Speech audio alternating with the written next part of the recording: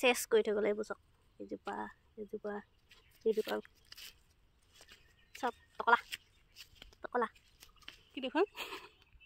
জপনা নতুনকৈ জপনাখন আনি লগাব লৈছে সেইখন জপনা একো বুজি নাপায় মানুহে জপনাখনো ভাঙি থৈ যোৱাটো চাব কেনেকুৱা হ'ব বাৰু তাকে আকৌ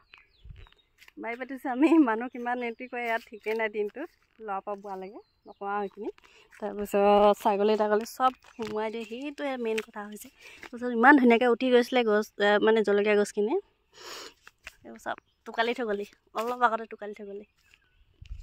বাৰী পাতিছোঁ বুলিতো 24 ঘণ্টাই চাই থাকিব নোৱাৰিম নহয় তো মানুহবোৰ অকণমান বুজি পাব লাগে আৰু ছাগলীকেইটা হ'লেও অকণমান বান্ধি ৰাখিব লাগে যদি পুহিব পাৰিছে তেতিয়াহ'লে সিহঁতক মানে গছপাত চছপাত আনি মেলি হ'লেও ঘৰত দিব পৰা কিবা এটা সুবিধা কৰি যাব লাগে আমিতো ছাগলী পোহাই নাই এতিয়া পৰাই নিম গছ কিবা কিবি গছবোৰ চব ৰুইয়ে আছোঁ যাতে সিহঁতক সদায় বান্ধি মেলি এটা জেগাতে খুৱাই মেলি থ'ব পাৰোঁ